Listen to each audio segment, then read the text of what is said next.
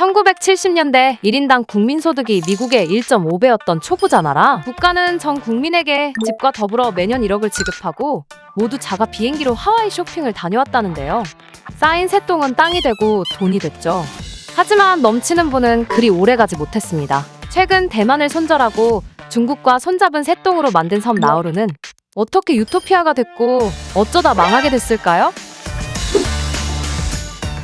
남태평양의 작은 섬나라 나우루가 지난 15일 대만과 외교 관계를 단절하고 중국과 국교를 수립하겠다고 밝혔습니다. 대만 총통선거에서 친미, 반중, 독립 성향의 민진당 라이칭더 후보가 당선된 지 하루 만인데요. 이에 마오닝 중국 외교부 대변인은 15일 정례 브리핑에서 주권 독립국가인 나우루 정부의 결정에 찬사와 환영의 뜻을 표한다고 반겼습니다.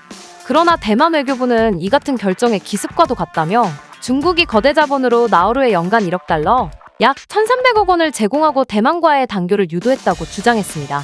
이로써 대만의 수교국은 과테말라와 파라과이, 바티칸, 팔로우 등 12개국으로 줄었고 추가 이탈 가능성도 배제할 수 없게 됐는데요.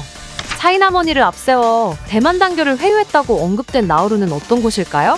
1968년 독립한 나우루는 세계에서 가장 작은 공화국으로 태평양의 외딴 섬나라입니다. 하나의 섬으로 이루어진 나우루의 국가 면적은 약 21제곱킬로미터로 0.44제곱킬로미터인 바티칸 시국과 2제곱킬로미터인 모나코에 이어 세계에서 세 번째로 작은데요. 걸어서 6시간 정도면 섬 한 바퀴를 돌 수 있기 때문에 대중교통은 물론 택시도 없다는 전원입니다. 태평양 관광기구는 인구 약 1만 3천 명의 나우루에 관해 새똥으로 만들어진 나라라고 소개한 바 있죠. 과거 철새들은 북반구와 남반구를 오가며 태평양 한가운데 산호초섬 위에 똥을 누고 갔고 똥이 쌓여 땅덩어리를 이뤄 그곳에 사람들이 살기 시작했습니다. 산호초와 새똥, 바닷물, 오랜 세월의 화학적 결합으로 나우루를 덮고 있는 땅은 화학 비료의 중요한 원료인 인광석으로 변했는데요. 인광석 매장량이 풍부한 탓에 나우루는 1980년대 초 세계적으로 손꼽히는 부유한 나라였습니다. 과거 휴지 대신 지폐를 사용했다는 농담도 있을 정도죠.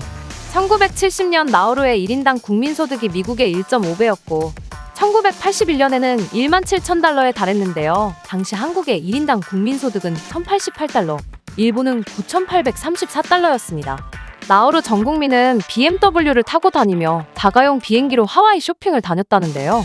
또 나우루는 전 국민에게 매년 1억 원의 생활비를 무상 지급하고 각종 세금, 병원비 등을 면제해주는가 하면 국가 돈으로 집을 제공받고 해외 유학을 다녀올 수 있었는데요. 그러나 지금은 실업률 90%에 달하는 최빈국으로 전락했습니다. 1990년대 인광석이 고갈되자 경제난으로 폭동이 일어났고 결국 국가가 파산했기 때문인데요. 현재 관광청에 근무하는 직원도 단 한 명뿐인 것으로 전해졌습니다. 태평양 관광기구는 현재 나우루는 이곳을 찾는 사람들 하나하나를 극진히 모신다라며 나우루를 방문하는 모든 여행자와 상담, 예약, 관리, 송영까지 관광국 직원이 1대1로 직접 챙긴다.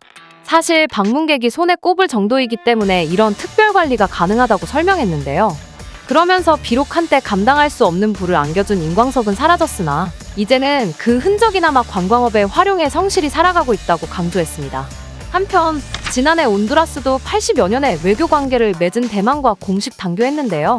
일각에서는 단교 배경으로 중국의 막강한 자금력이 있다고 해석했죠.